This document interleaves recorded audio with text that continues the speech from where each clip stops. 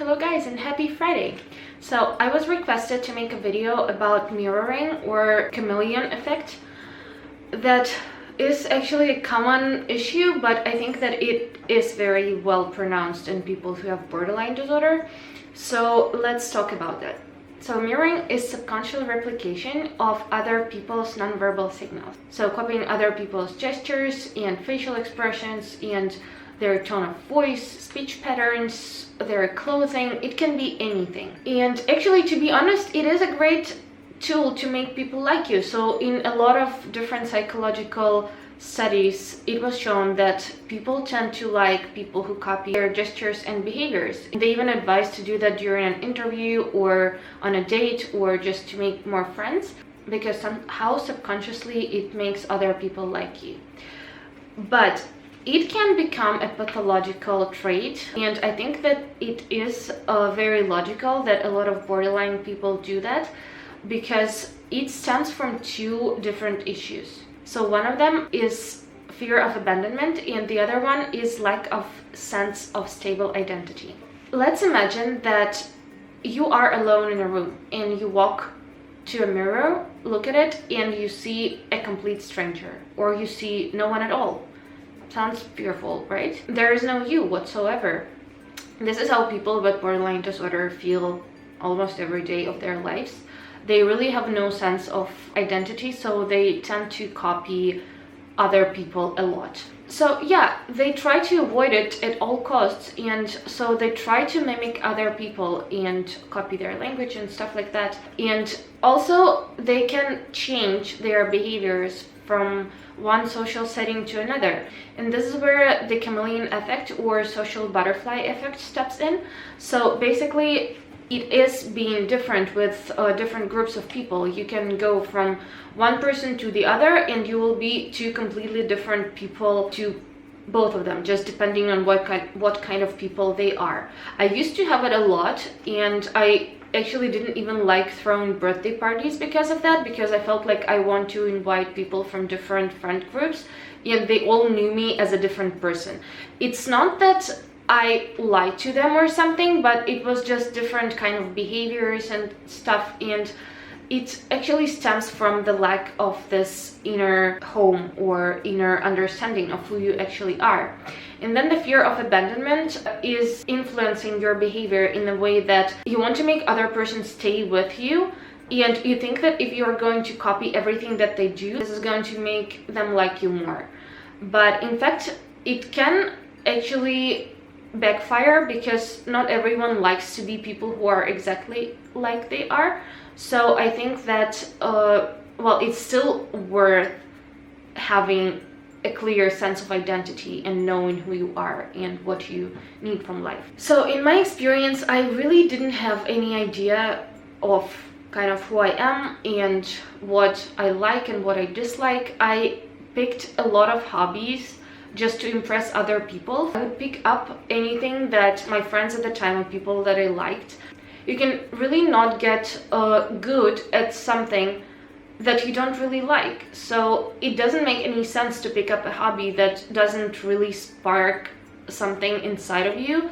I also used to copy other people's behaviors and some kind of this little signature things that people do, and I don't know, haircuts, makeup, whatever. I would think that, okay, if I see a pretty girl somewhere and I copy her hair or like her makeup or something, it will make me prettier or look like her, which is never the case. And you need to kind of dress or put on makeup or do haircuts for your own personal face, shape, color scheme, whatever. So it doesn't really make any sense to copy other people's style or something. It will never suit you, because I mean, we are all different, and I always wanted to be something that I'm not. So I always wanted to be blonde with blue eyes, or I wanted to be like super skinny, or well, it's just also a distorted self-image. But you know, you always want to be something that you're not, because you think that then people are going to like you better.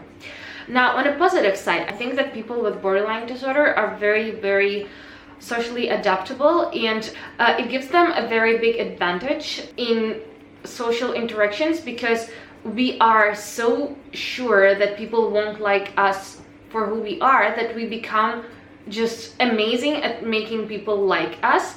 And although you shouldn't do that at a cost of your own identity or personality, but I think that it can still really help you in life, for example on job interviews or making new friends or stuff like that, because I can do all this stuff easily now, being myself and standing strong with my opinions and my likes and dislikes, but I can still use the skills that I acquired in the time when I was completely lacking self-esteem and completely unaware of the fact that people can just like me for me. So what I can recommend to overcome this is, first of all, as always, I can recommend going to therapy, because in my case it took long sessions with my psychiatrist to kind of find the person that I used to be before borderline happened, and the kind of a person that I was as a little child, and the traits that are truly mine, but I don't really know about them because I just don't see myself as I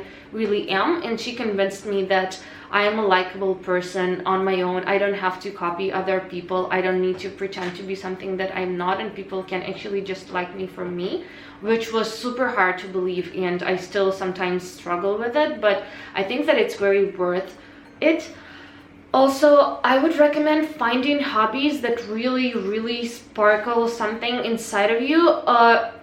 You know, like, it really changed my life because I started meeting people who are interested in the same stuff, and I met so many amazing people through internet, through photography, through modeling, through YouTube, and it's just amazing because it gives me the freedom to do what I like and what I'm really passionate about, and also meet like-minded people and connect to them, which I'm incredibly grateful for. Just try to build a sense of self. You need to be really honest about your likes and dislikes and about your opinions on stuff, and you need to learn to say no and be firm with your opinion and not really care if your opinion is going to influence how other people see you, because in the end, being honest to yourself is the best thing that you can do.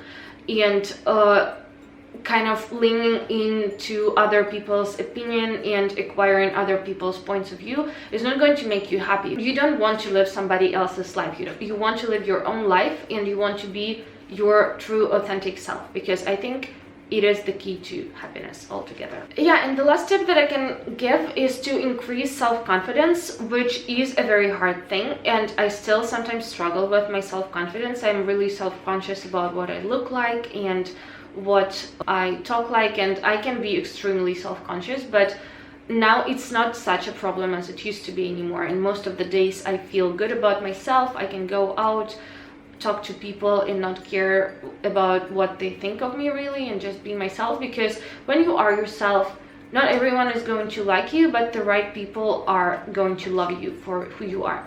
And this is precious and very important, because if a person likes you for someone you are not, when they get to know you closer, they will discover that you're not the person that they fell in love with, and it will just all go to ruins anyway. So yeah, I know that everything that I talked about is not a very easy thing to do, and trust me, I know how hard it is to increase your own self-esteem or kind of find out who you are outside your borderline disorder or whatever mental health disorder that you have, but it is so worth it. And if you have a chance to go to therapy and work on this, please do, because it will enrich your life so much and make it just so much better. On this note, I will leave you guys and wish you a very nice weekend, and thank you very much for asking me the questions and sending me requests, because I don't always know what I want to talk about today. So thank you, be nice humans, and love you very much. See you in the next video. Goodbye.